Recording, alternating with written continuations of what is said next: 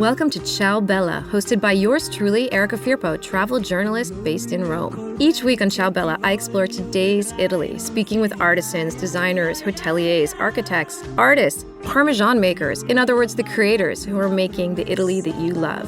So sit back and join in.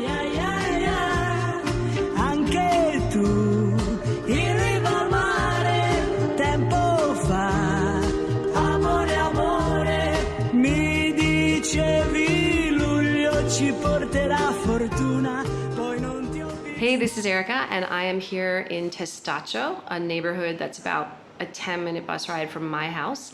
And I'm here with Rachel Roddy, who is probably my favorite cookbook writer, and what she doesn't know is I'd like her to write both a children's book and become a book narrator. So that's how I'm going to start out with you, Rachel. I've already given you a job.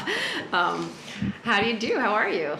Very well, actually. It's lovely to see you on this like finally sunny day after the strangest weather. I feel like it's been sort of schizophrenic. It's been apocalyptic. It's been so cold, and now it's getting super hot, and I'm so happy. Although, yeah, I will be happy. I'm not very good with transitions in anything, sort of, and so now the transition into like summer will take me a few days. But yes, it is lovely. Well, it was 27 degrees. But is that because you're cusp?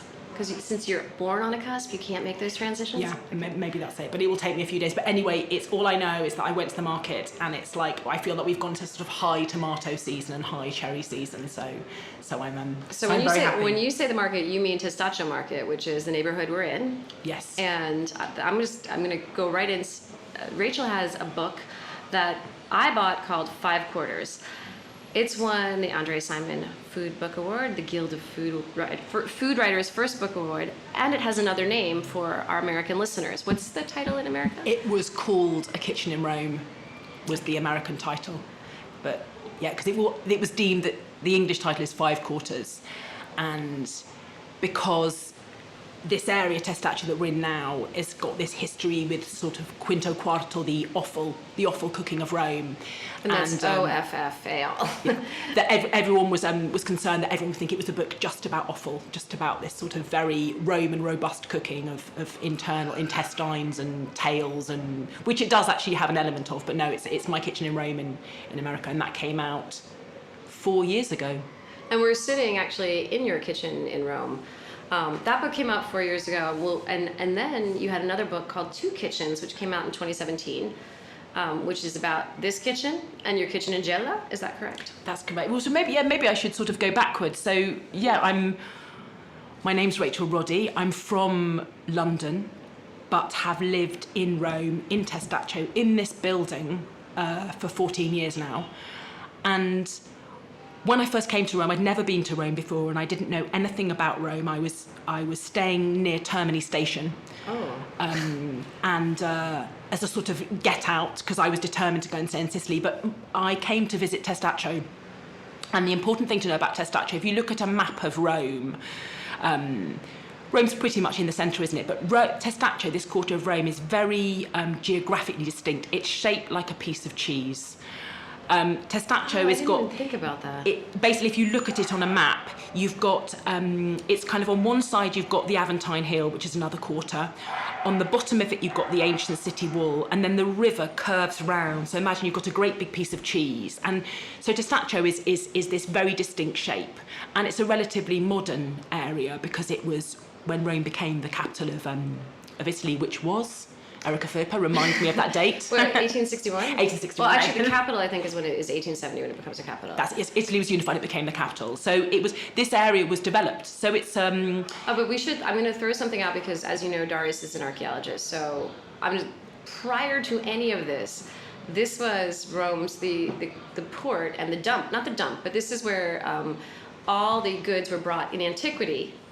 And this is like your port authority, so they're offloading in amphorae, which are ceramic vases, and they're offloading grains and oils and wines and distributing it throughout the city, all the merchants, and whatever they felt like doing, they oftentimes would dump the amphorae in a pile. And Testaccio has something called Monte dei Cocci, which is this big hill that is all the residual leftover broken amphorae.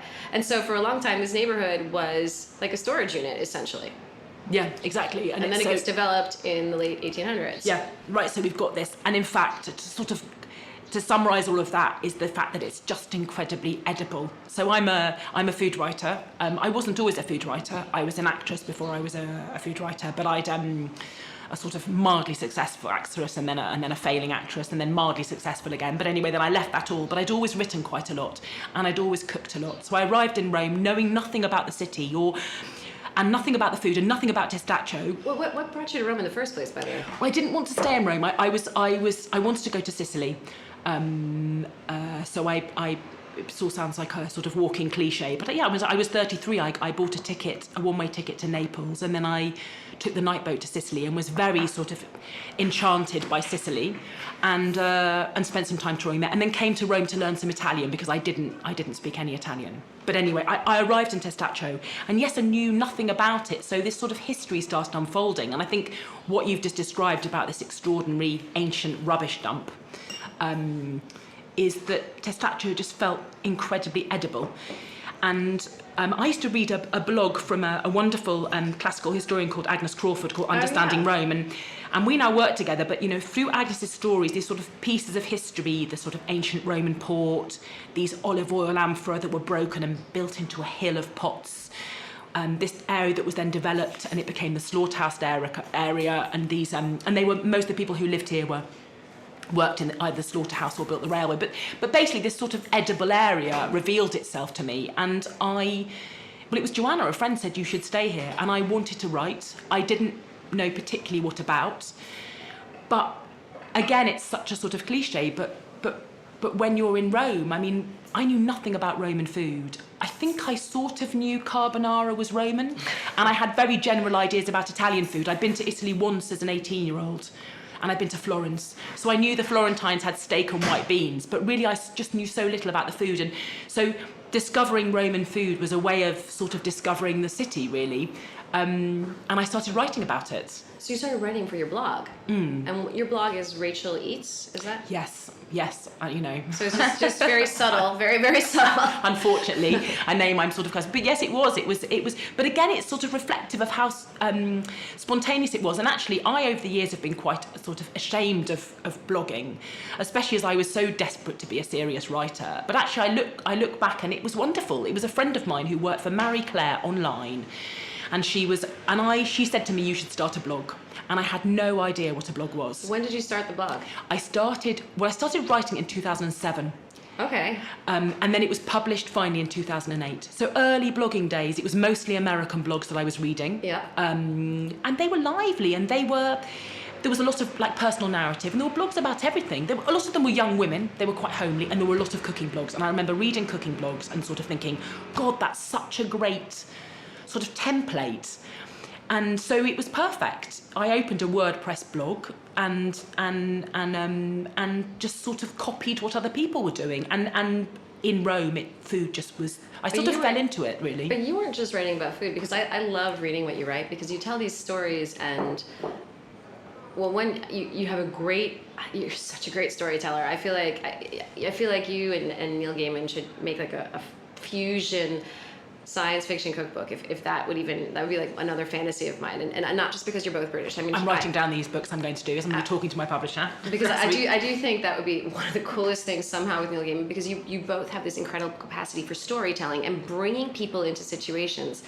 And I know, I know your blog wasn't just like, hey, I just stumbled across polpetti and I ate some parmigiano. Yours are stories about their food experiences.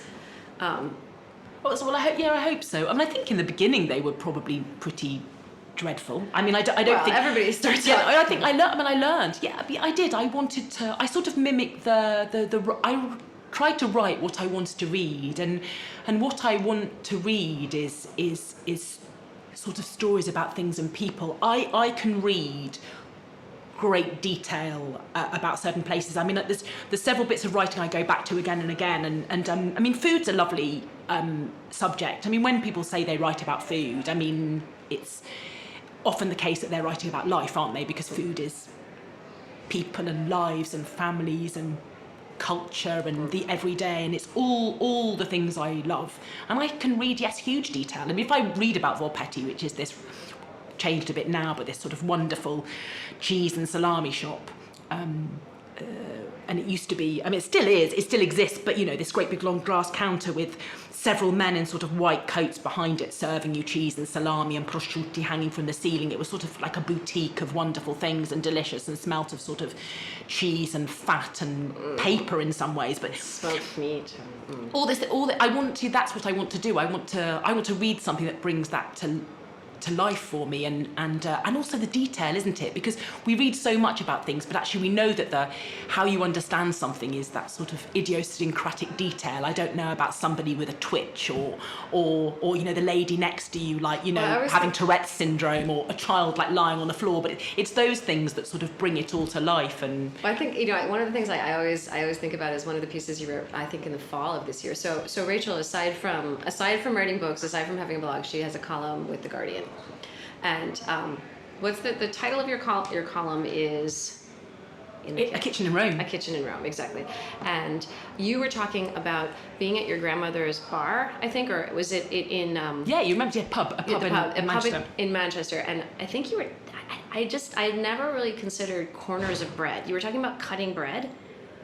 I believe that's what you were saying, and you called the breads corners, and it was such a, I don't know, I really felt like I was sitting like a little, because you were talking about being a little girl in your grandmother's pub, and it was something that just made me feel like I was a little kid sitting there with you. You're remembering it right. It was probably me. It was probably my Auntie May and my granny's pub. So my granny had a pub in Manchester, which is important because, as I say, when I was sort of understanding, you know, Erica, you've grown up with this food, but as I say, I really knew nothing about Roman food, and more about Roman eating, because of course Roman food isn't just about the food itself, is it? It's about how Romans eat and where they eat it. And actually, Roman trattorias, which I thought were restaurants when I first came to Rome, and actually what I've realised now is they're much nearer to English pubs in spirit. I mean, good English pubs, you know, proper old-fashioned English pubs, which were run by families, which were full of locals, which served they were watering holes. I mean, Roman trattorias are functional places, aren't they? These are sort of, the evolution of trattorias was,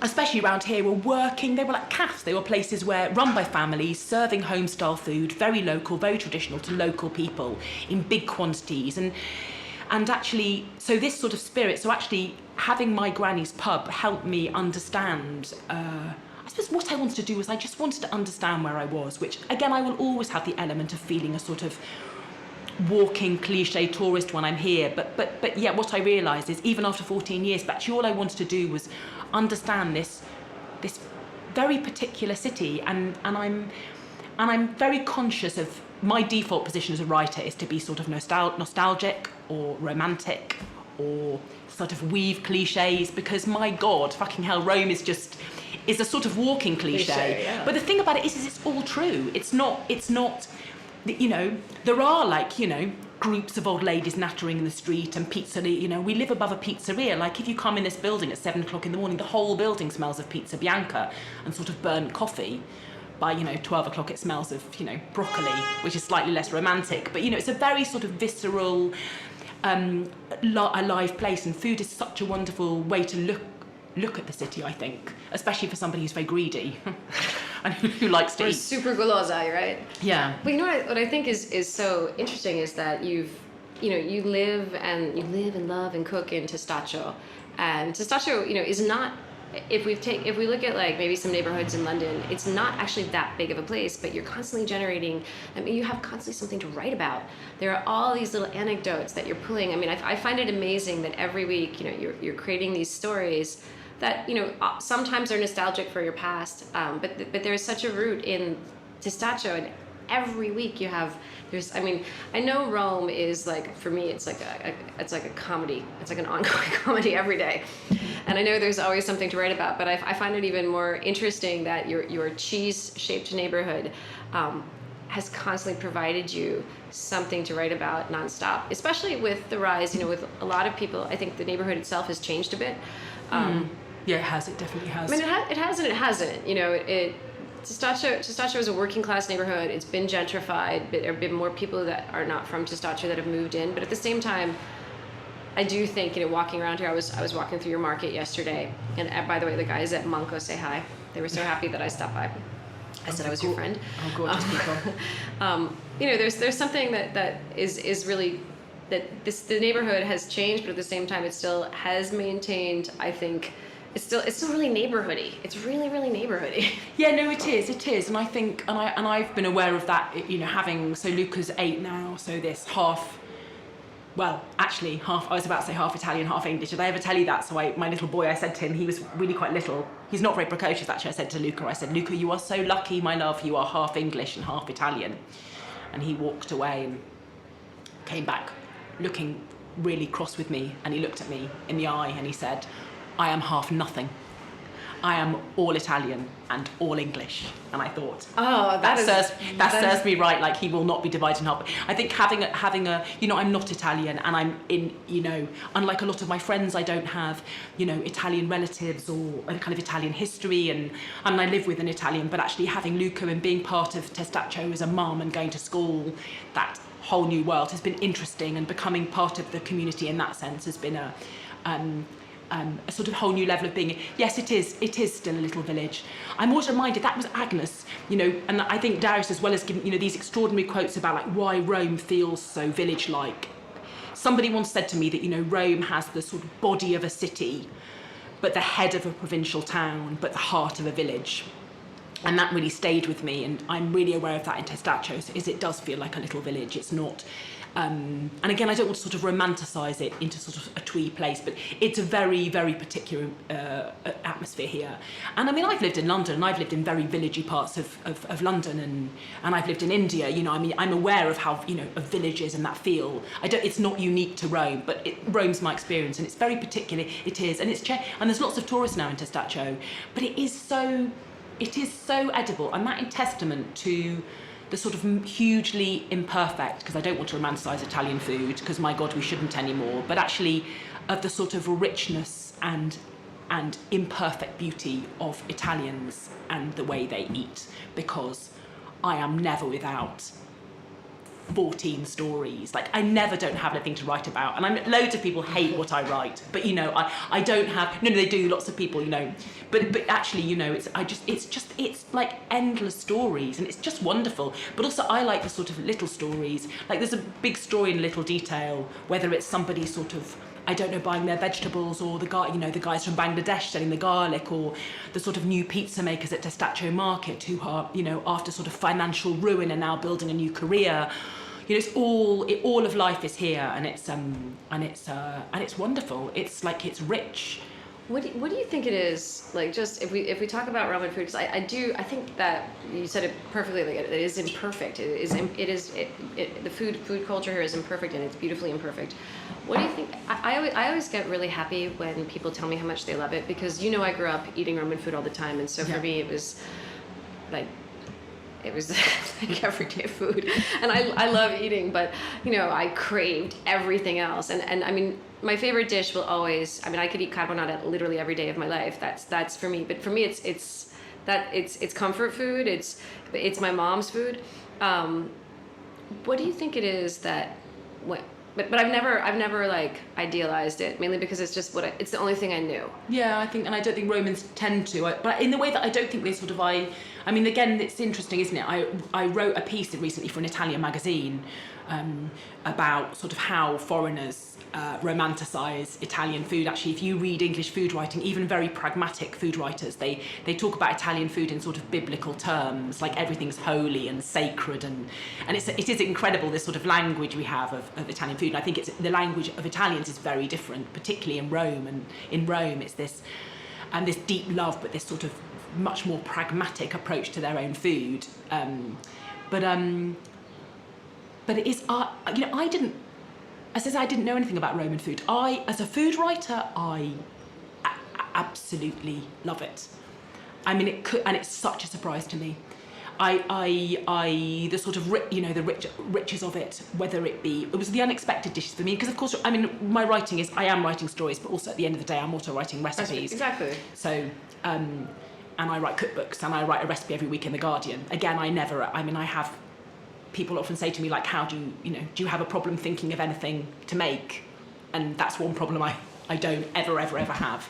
So all the just wonderful ingredients, but it is all still quite new to me. I mean, I didn't grow up with it, so I had no idea about Roman food. I knew carbonara was Roman, but that was about it. What are some of the dishes that like that are delightful surprises for you? Like I'll tell you one for me, which is like so basic, and it surprises me every time. But I think it's because I love it so much. It's the easiest thing. It's puntarelle. To me, that is, I don't know why, it's constantly a surprise because of the puntarelle with the anchovies and the garlic and just a tad bit of vinegar that just makes me, it's so fresh, and every time I have it, it's, depending on who makes it, it can be done a different way. Like I make it. Delicious. And that to me is like, it is, as much as I've eaten it all my life, it is a surprise every time. But I'm curious for you, because from your perspective, what are some of those dishes that you're like, I think the ones, I think there's that kind of whole family of bitter greens. I think for me the real surprise was all that whole family of minestra, so the pasta and bean soups. So pasta fagioli, pasta and beans, pasta and chickpeas. Actually, I mean, again, they seem so bizarre to me. They're sort of thick bean soups that you cook pasta in. So it's a very dense soup stew, and they make them with borlotti beans, with chickpeas, with lentils. We could make them with white beans, but they're and then of course you've got minestrone, these sort of thick soups. And I think for me as a home cook and a cook, they were a sort of revelation. Because they just seem so counterintuitive when I first came, and Vincenzo, my partner, really likes those, because often in Italy you'll find that there'll be similar dishes all over the country, particularly in the south, but they'll be sort of changed by the herb or the seasoning in them. So, and he's Sicilian. I mean, he's from a very small town. Yeah. So, but lived here a very long time. So lived in Rome 35 years. So he's. But yes, I mean those. As but a I cook, thought he was only 30. Well, drumming keeps you youthful. No, he's been here a long time. So sort of Roman Sicilian, yeah. But I think those, and then very simple things. I learned to cook again in Rome. I've always been quite a good cook, but one of the pleasures of coming and also getting over my sort of pride and arrogance was to actually come and learn to cook again. So learning to cook with all sorts of people. So it's often the first thing I do with people. I ask people to show me how to make something, which is wonderful, because people always tell you stories and people always share their sort of cooking wisdom, even if they're opening a tin of vegetables. I mean, I'm not just interested in sort of romantic grandma narratives about food. I'm interested in people who don't cook. I'm interested in the guy making the pizza, or say the Bangladeshi guy, who the wonderful guy who sells me garlic every morning. So I mean, I'm interested in all these stories and all sorts of cooks and non-cooks too, really. When you first started living here and you were on this and you were exploring all of this, how did that? I'm just curious. You said you didn't speak Italian, or you were learning Italian. You were this tall, redheaded British woman, and you were like, "Hi, Testaccio. Teach me everything." How did that come about? I mean, you must have had friends in the neighborhood, or? No, I didn't really. I mean, I didn't. As I say, it was probably, I suppose I got a flat and I was very good friends with my neighbour, but no, I didn't know anybody, and I didn't really speak any Italian.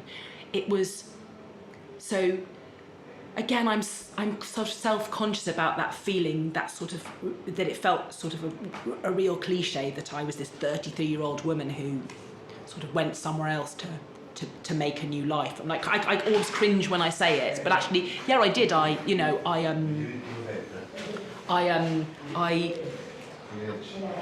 came and I was kind of learning, and one way of learning to speak Italian was asking people to cook with me.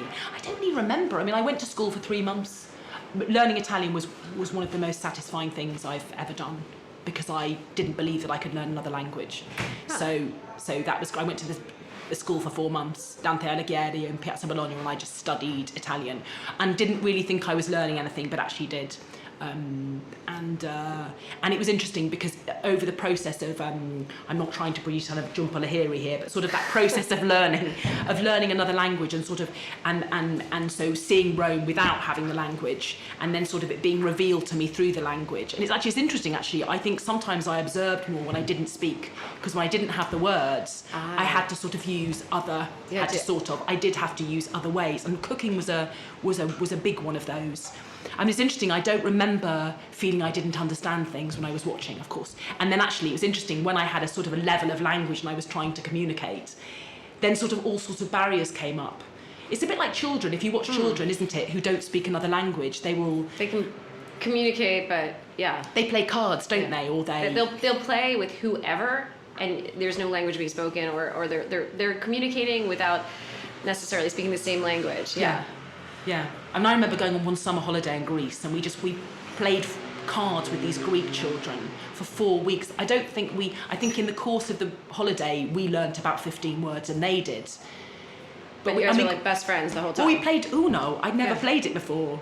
Huh. That's very Italian, isn't it, Uno? Yeah. Did you play it as a kid? We played Uno. I hate Uno. I'm like that. I'm like I'm the person that constantly loses at the easiest game on earth. But yes. What was the other card? Anyways, we played this card game. We played Scopa. Scopa, that's it. Scopa, isn't Scopa also that sounds very sexual to me. It is. I mean, I know in Roman. I mean, I think in probably all of Italian. It's a very easy way to. It's a very kind of not easy way. It means fuck, yeah. Yes, okay. So, but that's not the same. No, because when you're doing it, it's like you're clearing. Scopa means like sweep. Oh, to sweep. Because you're like sweeping the cards. So you're not fucking the cards. You're sweeping the cards. Yeah. Oh, but I quite like this. I feel I want to include this in a possible article, sweeping and fucking Scopa. Right, I'm going to look up. Okay, write it down. That's the other thing about so I think learning Italian's been a sort of interesting part of writing as well. That process, because and I speak quite good Italian now, but actually it's not great, it's not perfect, and actually it can be frustrating, but can also be beneficial, because there are times, especially when I go, for example, if we're in Sicily or some with a very strong dialect, it's quite nice that I almost sort of shut down again, and then especially when I'm writing and I actually don't understand anything, and I quite like that sort of white noise, because it allows me, especially if I'm on my own, to see things sort of depend on my other senses without sounding like a complete wanker, but it does make me depend on other senses. Oh, I totally agree. I think that's a great. It's funny because I'm able to I'm able to do that too. Like I can just go deaf, which is really, really nice. Sometimes I need that. Sometimes I don't need to hear anything. I don't need to understand anything, because Is that especially when you're looking at art? Is that? Well, it's when I'm trying to solve problems. So if I'm looking at art, or if I'm just if I'm writing and I'm trying to just take notes and things like that, and if I just want to understand a situation, I like to shut down too. I like to just not hear anything. I'm not saying like I turn off all the noise. I just mean I'm able to turn my ears closed, and I just let whatever's happening happen, and then because then I'm forced to see things. I'm forced to see movements that I'm not looking at. Like you're saying, you don't want to sound like a wanker. I don't want to sound like a chump, but I'm forced to observe how someone's looking at someone else to see a situation. I see more that way than when because I think when I'm listening, I'm communicating, I'm having a lot of fun, and I might not see the nuances that are going on behind me, because I'm just having I'm a talker, and I completely enjoy chatting, and I love chatting in Italian, and but I think I also truly, like, when I was a kid, there was a period where my cousins were like, "You're so shy, she's so sweet." And then one day I got in an argument with my grandmother in front of my uncle, and he was like, "Finally, you have a personality." And I was like, "Yeah, but I kind of like I was never being sweet before. I was just watching all of you guys, and I needed to observe, and I enjoy turning to that other part of me. I think it helps me with writing, or with sometimes when I'm eating. Yes, no, absolutely, no. I really think it helps with writing, and I think it's interesting. I mean, my writing was I was born within sort of social networks. So when people, especially again, there were waves of it. Initially, it was sort of blogs. I imagined, again, this is a lot of my sort of own imagining, that sort of proper writers criticise blogs, or that now, if you're somebody who's very engaged with sort of social networking, that's somehow sort of a detrimental thing, and it's very much been part of my career. I mean, my writing career started as a blog. I mean, I would say to any young writer, the only advice I can offer is what was my own experience, which was start a blog, because essentially what you're doing by having a blog is self-publishing. You're saying the fundamentals of writing. Everybody says if you want to be a writer, you have to start writing. So exactly. If, using a platform like blogs, they're amazing, because you're right. You're a self-publisher. You have to think about it in a completely different way than if you're just putting, like, when you're opening something up to the public, you're your editor. your line editor, your copy editor. You have to think about it as opposed to just when I'm writing this on a piece of paper. This is just for me. Exactly. Oh yeah, absolutely. All the things. And then of course when people start sort of coming and reading, then you've got critics. I mean, then blogs is generally sort of quite a milky tea sort of gentle atmosphere. Nobody's but at the same time it's sort of you then have got critics. It's a very interesting dynamic. And the same with again now with this new wave of communication, whether you're making films or podcasts or you're using Instagram, I think these tools are really useful. And then of course, like anything, it's how people use them. I must say, I do for me the sort of combination of words and photographs, lots of words, and then photographs without words, a sort of that speak volumes of the sort of two most interesting mediums for me. I do need to, obviously I think for somebody like me who is operating within a lot of social kind of media, so you are using a blog and you are using Instagram as a tool, I think, as we all know, it's a case of when to use it and when to not. So for me, for example, Instagram is about when I don't use it and when I turn it off, and often when I'm writing I do need to sort of switch off one. It's a bit like we were talking about before about whether you sort of make yourself deaf. Yeah. It's what you decide to deafen at any point, and there's certainly times when I don't want visual stimulation, and there's certainly times when I just need to watch things, and there's absolutely times when I just need to write. But I couldn't write without visual stimulation. I couldn't write without images. They're fundamental. I mean, and now video more and more is really useful. The other day I had a picture of someone splitting a wheel of cheese, and I take really thorough notes of things about where the knives go, but actually it was wonderful to have the film and to see exactly what he did and how he got those little fat knives in and then broke it open and then what it looked like. I mean, it was wonderful. So I love being in this, can I say, multimedia. Yeah, you can say that. It's really exciting. I love sitting here talking with you. It's really, I feel it's all very sort of, it suits Rome as well, doesn't it?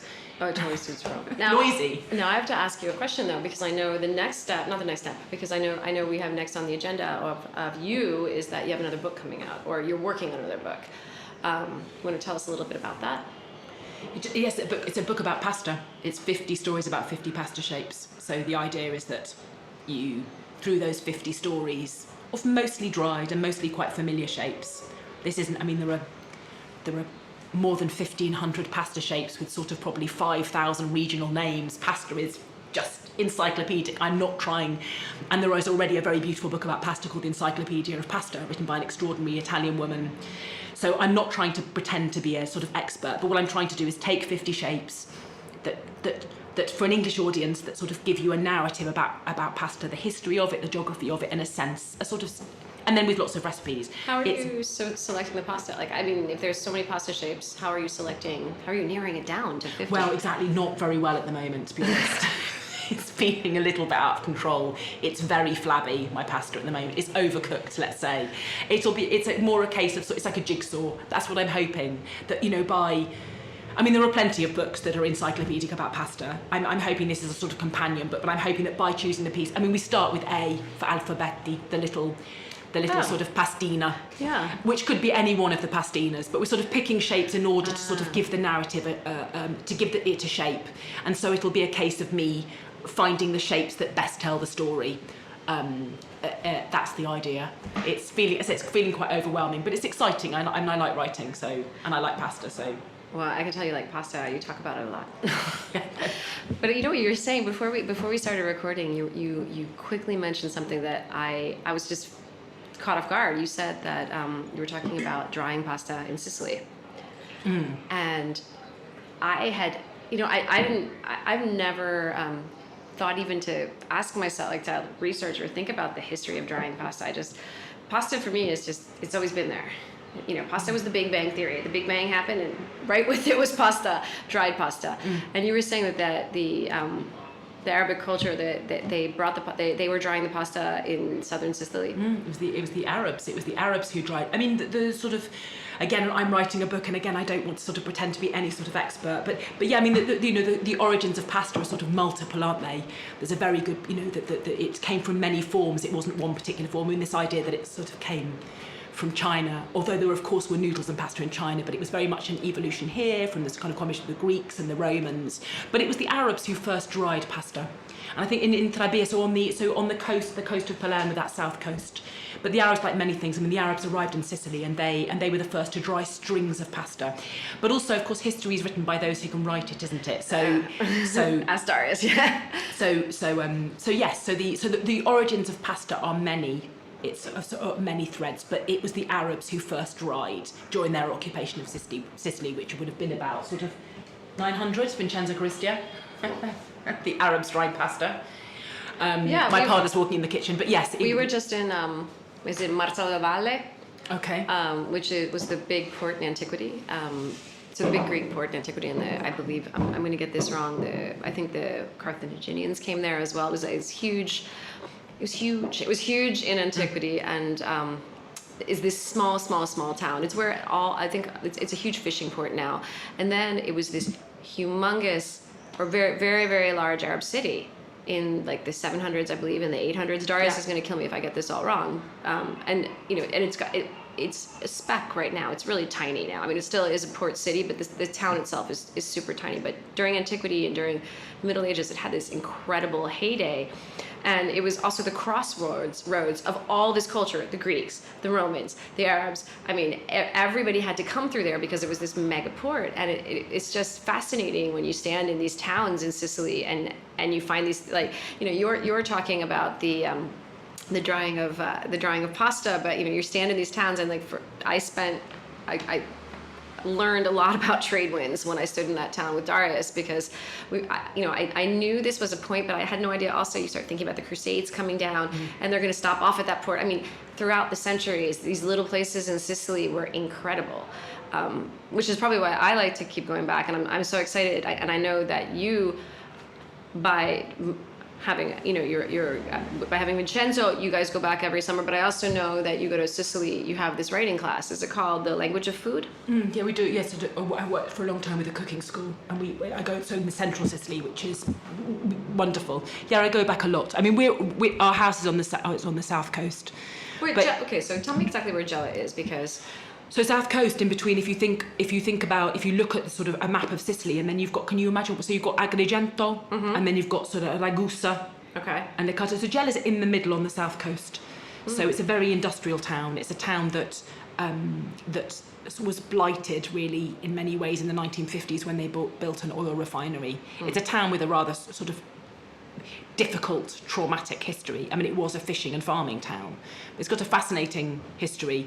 But then again, like Testaccio, I mean, ancient roots. It was one of the first colonised towns. This is where I'm going to sort of my layman's history. But again, I mean, you can imagine. I mean, the sort of, the Greeks arrived there and there was everything. It's so rich, Sicily, isn't it? I'm so aware of Vincenzo's family were, still are farmers, tomato farmers, and artichokes and cotton. I remember I was reading something that you wrote about drying tomatoes in Gela. Is that correct? And it was great because I think you were like, basically, you had me walking down the street, and I was just envisioning these little side streets with people with like trays of tomatoes lying out. It was just I don't know if you were telling me this or if this was no, it was. Yeah, there are people still. I mean, not in the way that they used to, but the drying of tomatoes. And the big thing is the strato, that sort of concentrated tomato paste that's made in that everybody used to make. They used to make it on rooftops. It's quite extraordinary. You make a sort of thick tomato sauce. Vincenzo's grandmother was they were tomato farmers, so they had a huge amount of tomato process.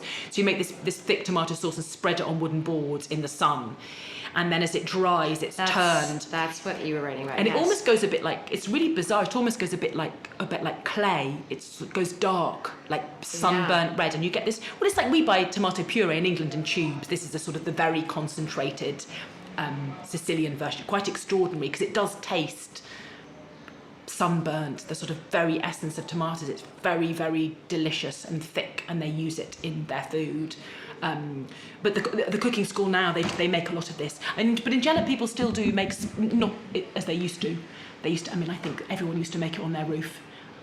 It's not a kind of dying habit, but it's certainly one that's a lot less common. But you still see old ladies, and then obviously sun drying tomatoes. I feel I'm rambling, but yes, exciting. I like going very much, and I like spending time. We'll go for June. We'll go in June, and it's a beautiful island, Sicily. Yeah. Beautiful, ugly, beautiful, terrible island. That's why I love it. I think. Yeah. I mean, it reminds me of. It's just the Italy I like. That's the way I like it. It's kind of the essence of decadent in the sense that, you know, where the word decadent comes from. So it's decaying, it's falling apart, but it was amazing at one point. And then there are parts that are still amazing, you know. I mean, the nature in Sicily, aside from the food, because my goal in life is to eat caponata in every single town, like just because I want to come to Jeddah, I'll make it on a rooftop. It's really. Do you guys do you use raisins? Just out of curiosity. Sometimes depends. It depends. I've got various recipes for it. I get kind of like, I think I get offended by the use of raisins. Do you get offended by the use of raisins? Tell me about this. Is this? It's like it's this weird psychological. I think because I grew up with my nonna would make it, but he never would put raisins in it, and then I love any caponata, but I've noticed that when I have it with raisins, I'm like. Yeah, no, I'm not a massive fan, but so the other thing about it is, but I do think a lot of those, I've got a bit of a funny thing about like what I saw as dried fruit in recipes, but I do think that a lot of those Sicilian dishes where they use dried fruit, it's completely different when they use those tiny little black currants. You know, that they look like teeny mouse droppings. Yes. The uva di Corinthio, I think they call them, and they are completely different. Like if I use pine nuts, and you know, a lot of Sicilian dishes call for that sort of either sugar and vinegar sweet and sour, or raisins and pine nuts. If you use little currants, I'm going to make you some dishes with currants in them, and I will, But again, I can be a bit funny about raisins. I mean, you don't want sultanas in things, do you? It's all wrong. No. Like, and I never even want to hear that word sultana. Like I feel like offended by sultana. I feel like I have to hang. I have to conclude this. I'm going right now. But I know actually you have to pick up your son. I have to drop this off to my 14-year-old son that I don't have. But I want to ask you a quick question for our listeners. If they were to come to the Testaccio market, I went to the Testaccio market yesterday with a friend of mine, and I went to it's called Manco, right? Casamanco, yeah. Casamanco, the pizzeria, the Pizzatario. Yeah. What number is that? Oh gosh, I think they're.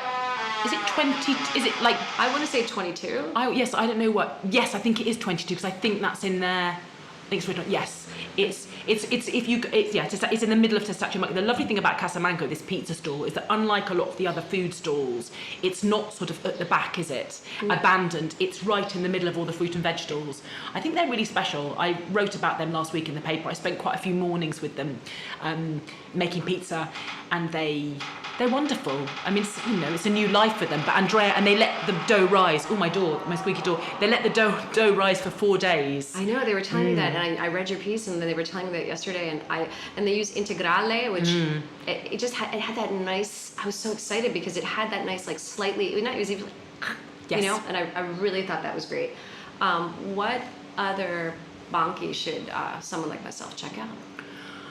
I think a wander around Testaccio market. I'm also I sent some English people to the Testaccio market the day. You know, the market moved before it moved to its new, very modern venue. It used to be sort of just below where we are here in this, and it was a sort of almost like medieval Caravaggio-esque market, wasn't it? Dark. And now the new market's very modern. I think people say. A friend of mine was like, "Oh, it's like it's like Manchester. It's a modern market." But I think going around all the stalls, there's if you go in the centre where the bar is, there's a guy called Filippo who comes from between Rome and Naples, very distinctive with a sort of crest of white hair. You won't miss him. You know, his fruit and vegetable stall is wonderful for Rome's got really wonderful produce, especially at this time of year. Yesterday I got all those tabacchiere, those the pesche schiacciate. Yes, and getting apricots and cherries and delicious tomatoes. But the Casamanco for meat, that big long sartor, which is a meat stall, is wonderful. There's and then at the back there's just lots of nice fruit and vegetable stalls, and then a few the Casamanco, and also Mordia Vai that does very good boiled beef sandwiches. Those are great sandwiches, yeah. And I think anyway, Rome, Testaccio's full of trattorias. And I think, nowadays we're very good at sort of giving people lists of where you must go and where you must eat. I just think there's a lot of good place in Testaccio. I think you just should go and look through the door and what you fancy. And I always say to people, if you're coming and staying in Rome, of course have lists of recommendations, but ask locals and go in somewhere. If you like somewhere, like go back the next day, and actually then go back the day after, because you will be repaid like tenfold. If you go back in a trattoria the next day, if you've liked it, they will treat you, you know, as friends. If you go back the third time, you'll be their family. You know, it's that sort of loyalty. I think sometimes I, as a kind of food writer, can sort of have people running around chasing their tail to go to all the must-eat places. And actually, you know, if you want to, there's a lot of good trattorias in Rome. And I say, and going, if you like the look of somewhere and then you like the food somewhere, I'd go back the next day. Yeah, that's what I do. I love hearing that. I think that's great. I think that also just defines Rome in a nutshell, because Rome is not, it's not always easy, but I think it's super friendly. And the minute you show a little love, Rome shows you a lot of love. And I love absolutely, yeah. And then Testaccio, I say the one place that I'd say to definitely go to is Passi, which is the bakery, which is just underneath us, yeah. And it's a wonderful old-fashioned bakery, and they do really good pizza bianca. Maybe not quite as good as your sort of roscioli, forno di campo di fiori, but bianca and rossa. They do this sort of crisp, thin tomato pizza, and you know, queue with all your ladies and wait for it to sort of come out of the oven. And get that go and get that right now. It's delicious. That's a great idea. It's quite greasy and it gives you a greasy chin, and to me that's such a good sign. I love it when you're like, and you can't, and you like where your divot is, and you're like, I thought I got it off there. Yeah, and it's still there at sort of 4 o'clock when you're in a meeting. Yeah. That is, the sign of good pizza. Well, Rachel, thank you so much for sitting with me. I'm so happy to see you, and I'm coming back to eat something, but not with Sultana. Yeah, it was lovely to talk to you. Thank you for having me. Thank you.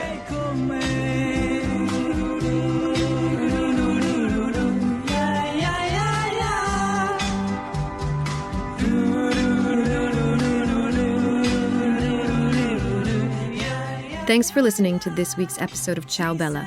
You can find all my episodes on iTunes, and if you have time, subscribe, rate, and let me know your thoughts on the podcast.